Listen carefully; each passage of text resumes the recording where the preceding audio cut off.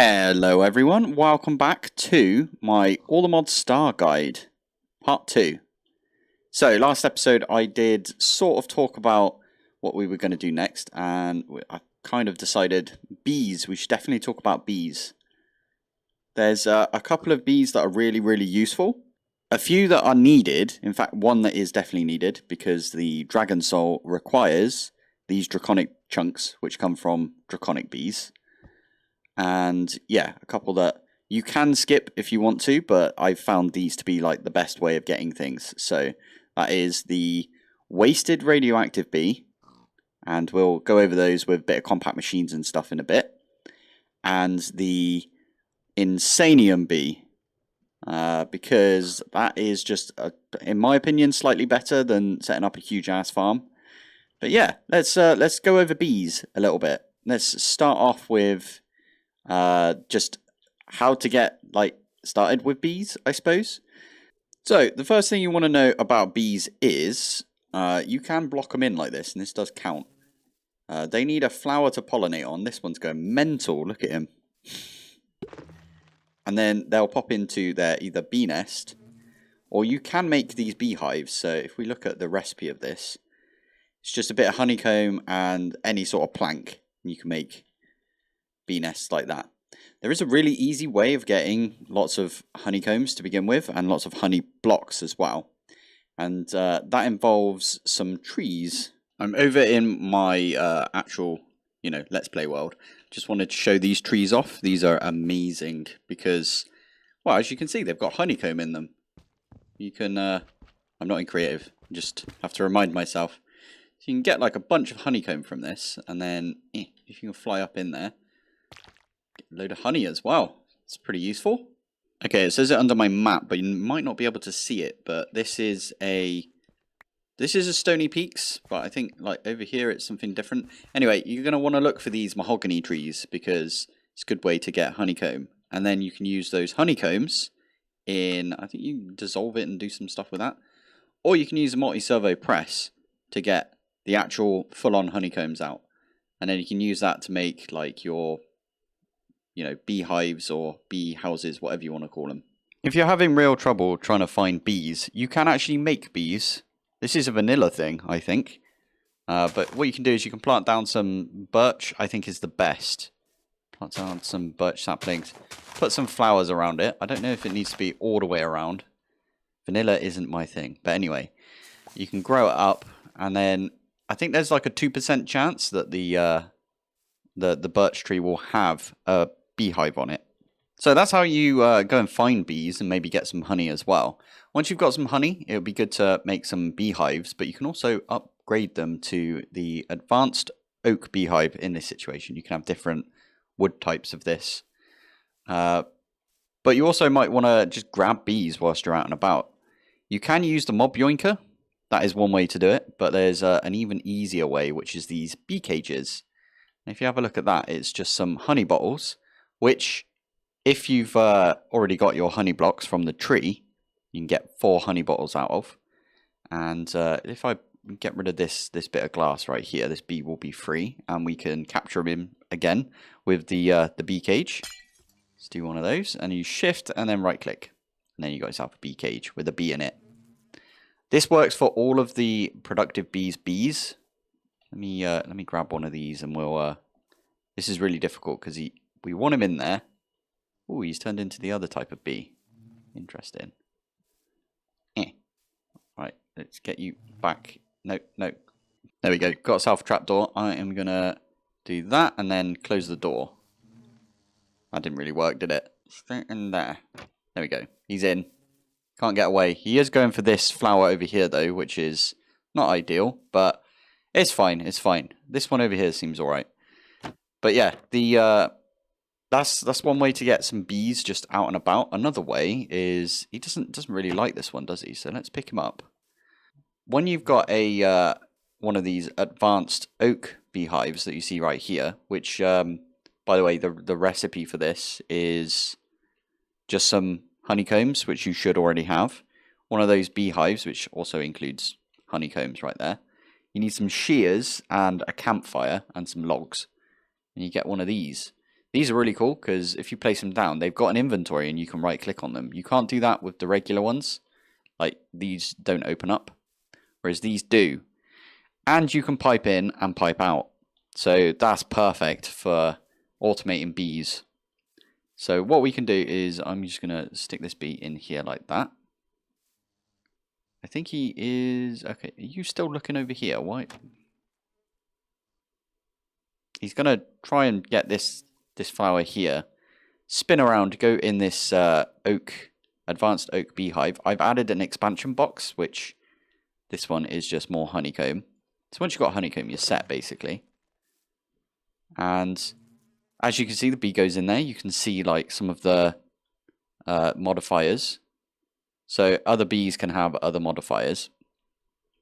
When this one produces a honeycomb, it will go in this slot, and you can pipe in and pipe out of these oak advanced beehives. All the other types of beehives, there's different like wood variants, as I said.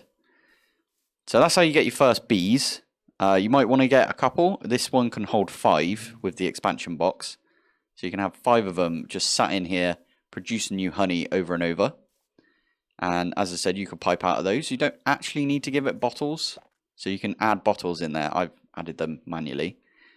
And they will still produce honeycombs. But if you want to get some bottles for making bee cages or something, then that's always a good use as well. Then once you've got your bees, these are the ones you're going to need to get yourself wasted radioactive bees. So in the world, you're going to need just a regular Minecraft bee, and you can right click it with some TNT and it will turn into a Cree bee. Now you need a Cree bee and you need a crystalline bee, because I believe that's wrong one, this one here. So you can breed that with a iron bee to get radioactive bee. So you need a Cree bee to begin with. You also need a crystalline bee and an ashy mining bee. Ashy mining bee can just be found out and about in the world. You can also spawn them in. Solitary, look up the recipe like that. You can spawn them in using these nests. So these nests are just using some sort of sword. Each one has a different requirement for swords. So some of them require like a stone sword. Some of them require iron sword. You poke a hole in some gravel, you get a gravel nest. So we got ourselves a gravel nest. You can lob that down. And this says nest is empty. Use some honey treats on it to attract bees. The bees can be attracted in this location. So that's good. I think they are biome specific, some of them. So like there's one that's you can only do in the nether, and that's how you get crystalline bees. But anyway, with this one, you want to make some honey treats. So to make honey treats, you need some honey and some honeycomb. And you can do it just one by one with honeycomb and a honey bottle. That'll get you 1 honey treat. And if we add that to this, you get the achievement, Treat Me Nice. And if we look at that, you can see there's repopulation cooldown. If you found like a ton of honey because you went out and found loads of those trees, you can spam this and just add like loads. This is me right clicking on this, by the way. And it does bring the like cooldown that it's got down by quite a bit. It takes a long time otherwise, so just bear that in mind. Also, if you leave these out and about, they will sometimes get bees that move in that you might not want. So there's like the Neo bee, or the neon bee even, and some other bees as well, which might be quite useful for later. So it might be useful to have a couple of these around, especially if you're going to do lots of bees. Here we go. So 1 and bee. In this case, we got a chocolate mining bee. It's not 100% that you're going to get the ashy mining bee. We got the chocolate one this time. Get rid of that. But if you do get an ashy, you use an ashy and a crystalline to get an iron bee. So for crystalline, you do exactly what I just did there with the gravel, but you use a glowstone instead. So nest, there's quite a few nests. Where is it? This is the one that I use. And that one again uses a wooden sword, so that's pretty good. But you do need a glowstone for this, and you need to do this in the nether. Just like any passive mob in Minecraft, you can breed them together. And yeah, you'll need to breed the... what is it to make the radioactive? It is, if we have a look at the recipe, yeah, the Cree bee and the iron bee. Again, to get the iron bee, you need to breed the crystalline bee and the ashy mining bee, but there's also the crystalline bee and the ashy mining bee can give you copper or tin, aluminium or iron. So there's only like a 1 in 4 chance that you get the bee that you want. And there is a cooldown from when they breed. So you may want to get multiple of each bee. Just putting that out there. Now, once you've got a radioactive bee, one of these ones, you are going to need to kill that bee with some radiation. So we'll talk about that in a bit. But what all that means is you can get some nuclear waste from a reactor, from Mechanism, and you're going to have to release it into the world, and then the bee will have to die to that radiation. Sometimes he doesn't die, sometimes he turns into a wasted bee. But there are a few ways that you can sort of help the process along, and that just involves having lots of bees.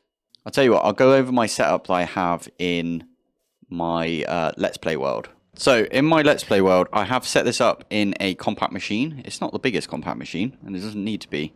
So if we pop in here, this is what I've got. So I've got a couple of bee, you know, the advanced oak beehives right here with the expansion boxes. None of these have got bees in them. But what I've got here is basically a breeder. And what the breeder does is it breeds up radioactive bees, sticks them into an ender chest, and then the ender chest is pulled out of and releases the radioactive bees in my other area, my radioactive bee area. So we can actually have a look at that really quick before I go over everything. So this one here. Now there is lots of radiation in here, and there's lots of bees in here as well, as you can see. These are all radioactive bees. They won't die in radiation. If I turn on my Mechanism suit, you can see that lots of radiation right there. So back in the bee breeder area, what we've got here is I'm using modular routers. I think you can just pipe into these. That would be fine as well. But I'm using a modular router with some exporters and stuff from Refined Storage. This is probably way too complicated. It doesn't need to be this complicated, but all it really does is when I've got some of these white tulips in my system, it will export them to the modular router. The modular router will push them into here, so I could actually add one right there. This will start a breed cycle. These have all got the upgrades in them. This is a breeding chamber, by the way, which is part of productive bees. That will produce a child radioactive bee, because I've got 2 radioactive bees here being bred together. It will produce a child radioactive bee with it inside one of these bee cages. That will be released into the world. You can use, I can't remember which one it is. I think it's this one. Yeah, there it is. So you can use a modular router with an activator module. I think it also works with a dispenser. So you can dispense bees out into the world. This way I don't need to have a timer where it's like constantly clicking. But this will dispense the new bee when this one finishes. Almost done. And just like that, you've got that. It goes up into there, and then the bee flops out. So there he is, the little tiny radioactive bee. I leave these. I don't bother like feeding them tulips or anything. I just leave them. They've got some pollinating blocks around here as well. When they grow up, I've got one of these right here, the catcher. The not babby. So that means this thing down here will catch the adult bees. This then gets pulled out of with another modular router and put into the other place, you know, the radioactive area. So what we've got here is a lot of oak advanced beehives with expansion boxes. Lots of bees as well. These were just being fed in from the other catcher area. So this thing here will get the... I need to move out of this because it's quite loud otherwise. But that thing there will just get the bee cages and release them into here. All of these bees came in via that method. Then we've got 5 bees which are interested in this one here. And they get pulled out and pushed into this... right here, this chemical oxidizer. That produces some nuclear waste. I've got a... I can't really get in there and click, but I've got one of these block breakers and a constructor from refined storage. You can use a block placer as well. A block placer would do it. So you can block placer, block breaker. That just breaks the radioactive waste barrel that this is pushing into, the chemical oxidizer. And that just releases more nuclear waste into the atmosphere. So I've got 5 bees specifically designed to put more radioactive waste out here for the rest of the bees to feed on, to give me more radioactive combs. And yeah, those combs are just coming in from all of these around here and these ones over here. And they're being fed into my system. Now, if you've never been to the Everbright, which is this lovely dimension right here, this dimension actually is, well, ever bright. It always has the sun out, which is perfect for anything that requires solar energy. And one of the things that requires solar energy is this thing over here, the SPS. So what this is doing here, the solar neutron activator, is getting those combs. So if we have a look over here, yeah, there you go. So these have got the combs from our wasted radioactive bees. That's converting it into nuclear waste. It's then going into the solar neutron activator, turning it into polonium. The polonium is then being fed into our supercritical phase shifter, SPS. And that is then producing us some antimatter. And this has got infinite power because we've already made the star. So we've got infinite power. But yeah, that's how we are making antimatter. You can also do this with less power, and you can have a little backup of polonium in this thing. But yeah, I'll probably do another video on mechanism and the supercritical phase shifter at some other point in time. But that is one way that you can use bees to feed this thing and not have a reactor running at all times. I also have this crazy contraption right here, which uses the wasted radioactive combs and some of the other bits to produce us some polonium pellets.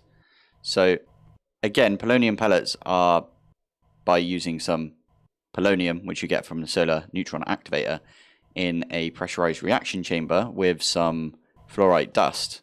Turns into polonium pellets, which you need for a few recipes.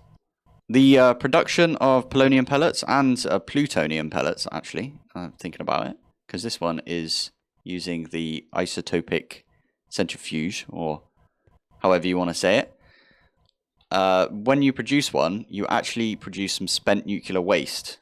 And spent nuclear waste is going via a entangled block right here to the same radioactive waste barrel that you saw a minute ago that's being broken, which is why this thing here keeps cutting out. So if we give it, there you go, it just cut out. That means that it's not there, and now it's back. Yeah, so you can use entangled blocks to do that as well. And that way, all of the spent nuclear waste also gets gotten rid of and put into the atmosphere with the bees that will suck it up and make us some more combs. So very efficient right there. Now, the reason I'm doing this in a compact machine is because radiation actually goes for several chunks. So if I look at the map like this, we have got other compact machines in this compact machine world, but it's far enough away that it doesn't affect anything in other compact machines that we've got. So yeah, just that's something that you can do. You can plonk it in a compact machine, not have to worry about irradiating your base. Okay, now moving on to the Insanium bee. You are first going to want a crystalline bee. I'm going to use a spawn egg for now, but imagine you've got one in the nether. So the crystalline bee gives you crystalline combs, which can turn into nether quartz. But let's say that one's been spawned in, and then you can right click it with a prosperity block. So that's from mystical agriculture. And you'll get yourself a Prospera bee. If I can catch it. Catchy. Now this Prospera bee right here, you can actually squish down. So I'm going to make a little contraption right now. And you can squish it down for some matter, which you can then convert into spawn eggs. Again, I'll pop into my Let's Play world and I'll show you the contraption that I built in there. So this over here is my little bee area. I encased it all in the glass that we talked about, the ethereal glass. Really good stuff. And in this compact machine here, I did use compact machines quite a lot in my LP, but still, yeah, we've got lots of lots of stuff going on. So this one is for the Insanium bee, and this one over here is for the Starry bees and the Patrick bees. This one's Starry bees. Ooh, this one's full up. Why are you full up? Okay, I might have to speed these up or add more. Anyway, enough about that. What we're here for is I've got this thing here. So we've got a dispenser, which has got a timer on it.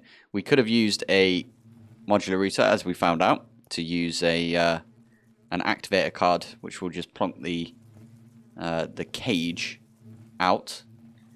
That is above a bottler.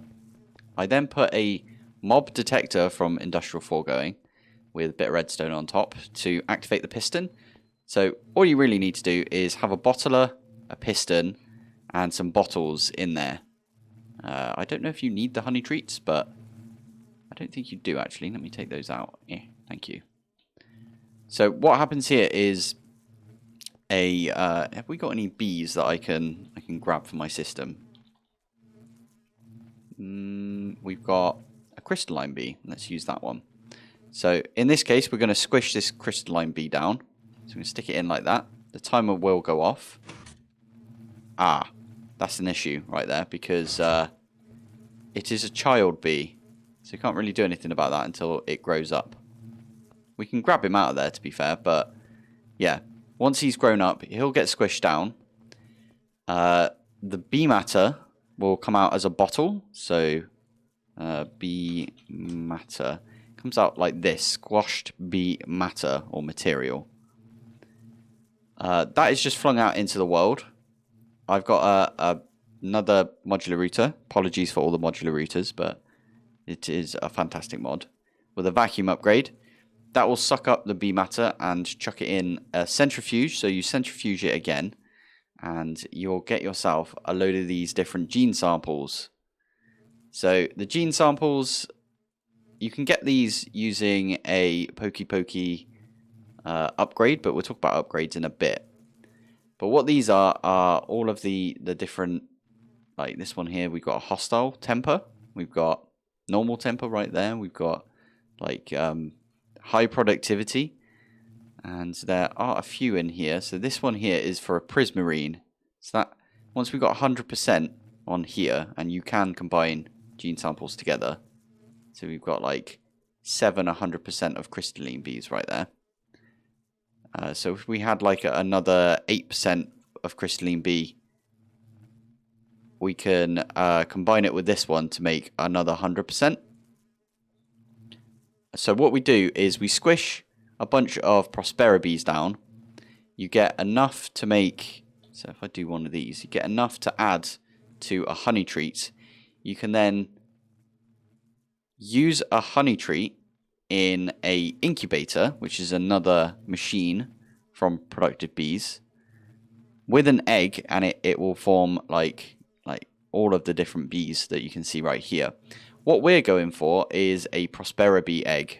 So with 100% prosperity, as I just said, and an egg, you get this Prospera bee egg. You can then use that in the mystical agriculture infusing table, altar, whatever you want to call it, to get yourself an Inferium spawn egg, and then you can use the Inferium spawn egg and you can move it all the way up to Okay, Awaken Supremium, if you wanted Awaken Supremium.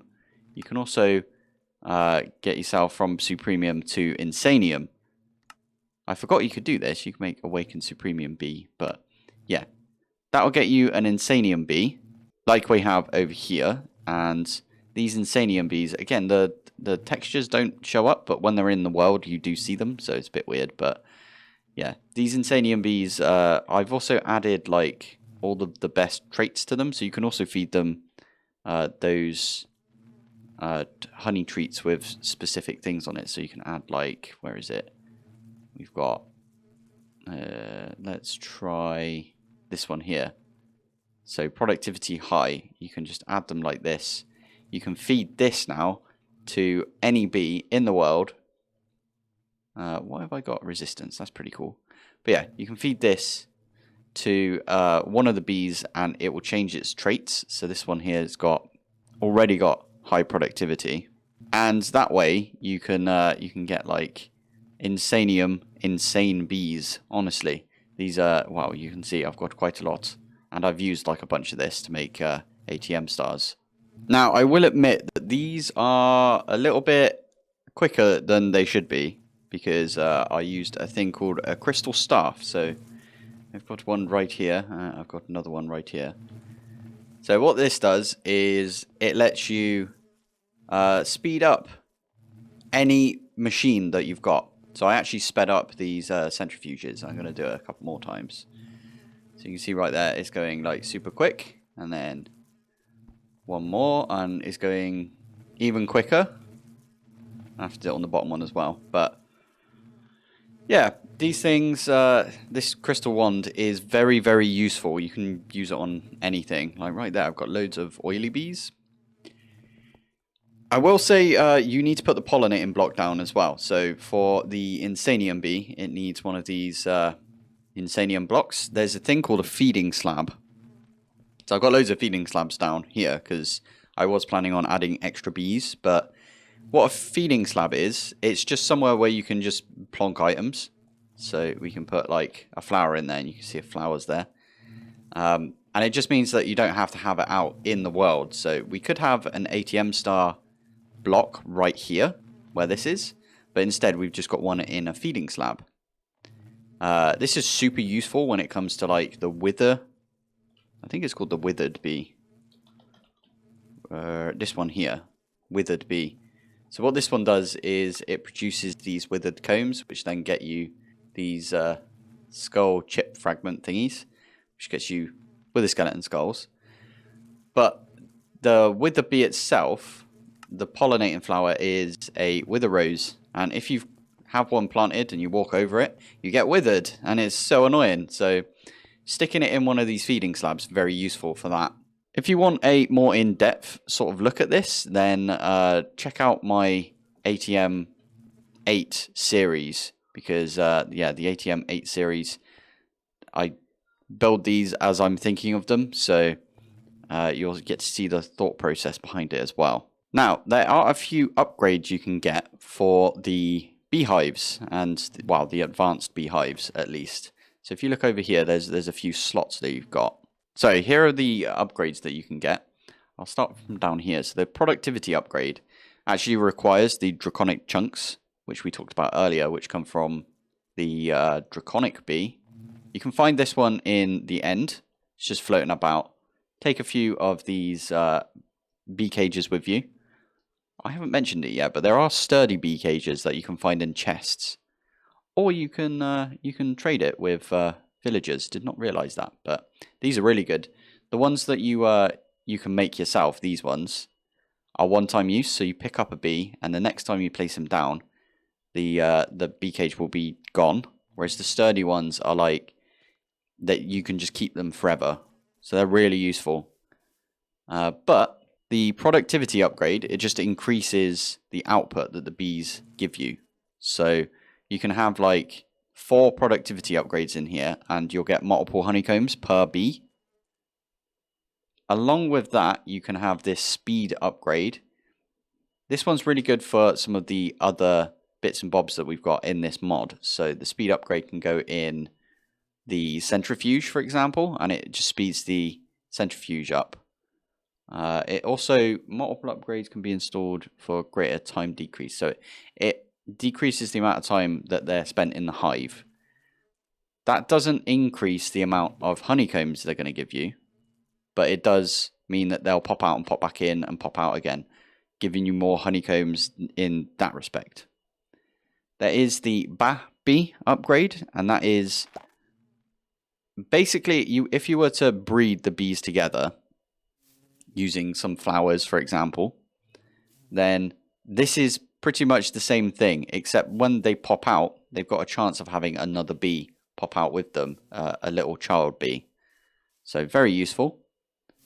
You've got the not bee, which is when installed in a catcher, which is another machine that will, when you feed it with bee cages, will like catch bees. It means that it will only catch adult bees. It's very useful. We used that earlier. We've got this one over here, the block one, which is used for quarry bees. I won't go over that because we won't be using that. You got the anti-teleport one, very useful for like the ender bee, which decides to just teleport around all the time. This one just means that he doesn't teleport around. You've got a range upgrade, which can be used in the catcher or a few other machines, I believe. I won't go over that because already gone over it a little bit. Got the filter upgrade, which adds just a filter. We've got the Pokey gene sampler. That one's interesting because what it can do is there are some genes that we've already talked about, right? This will just generate them over time and they'll end up over here. It is kind of slow from what I've experienced, so just keep that in mind. And then finally, the best one, in my opinion, is the simulation upgrade. So I'm going to plonk one of those in here. And you'll see that it adds this thing over here, the put empty bee cage in here to pull out. So what we can do is we can grab this. And there you go. The bee has gone into the bee cage. You can also put a full bee cage in there, so one with the bee in it. And it'll plonk it back in. So very useful. Now this setup right here, the simulation upgrade and then 3 productivities, is going to get you a ton of honeycombs. And this bee will not come out of the hive anymore. In fact, we can do this. And that is fine because we will never see this bee pop out. It does reduce server lag, so I would suggest doing this if you're on a server. And yeah, it will just continue producing lots of honeycomb for you. Now, I'd be a little remiss if I didn't mention that there is... I don't know why I didn't mention it in the first episode, if I'm honest, but there is a staff from the Roots mod, so the Roots Classic. And it acts like a time in the bottle. So, you know when you use a time in a bottle on something, it like just tick increases it, makes it go super quick. The Roots ones actually just lasts forever. So I'm going to show you how to make that. It is kind of busted, and I don't think it's not going to be removed, I don't think, but it's, yeah, if you don't want to use it, then I'd say don't, but if you just want to speed it up, then this is one way to do it. So you start off, you get yourself a mortar, so that's just any kind of stone in like the hopper pattern. You can lob it down on the floor. You're going to want to put a oxide daisy in there, a end stone, piece of gold, sugar. I'm going to use a dragon's eye, so there are a few options that you've got for this. So at Roots, it will show you. So you've got the, I think it's a verdant sprig, and then the infernal bulb and the dragon's eye. The dragon's eye is the best one to use because it gives you 3 modifiers. So we're going to stick that one in. We're going to put 3 glowstone in as well. I'm going to use a pestle, and that will get us this spell powder. Next up, you're going to want a imbuer, so that is just a chiseled stone and some logs and some sticks, relatively easy to make. That would just go down as like a little campfire. And then what you can do is stick the spell powder in there, stick a stick in there, and then you get yourself a staff. And this thing here has got a durability, so you can just run over here. I'm going to use it on this bee nest. So you hold shift and then you right click. And can you hear that? It's like, sounds like it's going faster and all of these are popping out. So that just makes the bees in the bee nest go a lot faster. We can do it on this one here as well. So if we look in there, there's only 3. We use this a few times and it will speed this up drastically. I've actually done this in my LP and it's, yeah, that's why I've got so much insanium. So to show you how to make the staff that doesn't actually like degrade or have a durability, I am going to make that exact recipe again. 1, 2, 3, using the pestle and mortar. So we get the spell powder again. And now I'm going to set up a little multi-block. Now we've got a little ritual casting altar right here from Roots Classic. And to make one of these, you are going to need these verdant sprigs. They're actually kind of weird to get because I'm sure if you planted any like wheat about, you've been right-clicking the wheat to pick it up. In fact, we can pop over to this village over here, and you can see what I mean. So you'd right-click it, and it leaves the seed in there. But the way that the verdant sprig works is you have to break it. Obviously, I can't really do it because I'm in creative right now. However, we found out in my my Let's Play that mine colonies, that's how they actually like plant stuff. So if you've got a farmer from mine colonies, they've probably been like working on this before, and they might have some verdant sprigs waiting for you. At least mine did. So using the verdant sprigs, what you can do is first off, you're going to need to put a diamond in the casting altar. That does require the verdant sprigs as well, and some more chiseled stone. So if we put that in there with a stick and some blaze powder, you then need to put in one of these incense burners a block of coal, an acacia bark. The acacia bark's actually interesting. You have to use a bark knife. So one of these things right here. You just right click it on a piece of acacia, like one of the logs, and you get some bark off it. So you stick that in there. You can't really see them. They are under there. If we go down one block like that, you can see there's the coal. There's the yeah, there it is. There's the piece of bark right there. You need to put a verdant sprig in there, and you also need to add some birch bark as well. So now you've done that, you want to get yourself a flint and steel. Just like that, flint and steel, and you just need to light each one of these. So right click each one of these, and then I believe all you do is you right click, oh no, I think it's shift right click, like that. And what this will do is it will absorb all of these bits right here, and it will stick out crystal staff. Now, I did forget one thing, which is we need one more incense burner. We need to put our spell powder in there. So, now I've got the incense burning with the spell powder. I also need a sprig that we just talked about. So, the verdant sprig. We can stick one of those in. I think no, not in there. Thank you. Get that back out. In there. And then you can shift, click. And this should pop off and have one of the spells on there. So it can hold a bunch of spells. It can hold like, I think if you shift and click, it swaps between them. But the purple one is the one you want. And then you can pop over here and you can, oh yeah, don't shift click. You have to look somewhere else and then click on this, and that uses that up. And yeah, it's going mental right now. I think that's all we've got time for this part of the guide. But hopefully that will speed up your playthrough a little bit. Fingers crossed. And next time I think we'll probably go over some elemental craft, because it is needed for quite a lot of recipes. And it's a little bit of a pain to set up. But yeah, thank you for watching. Thanks for joining. And I will see you in the next one. Bye.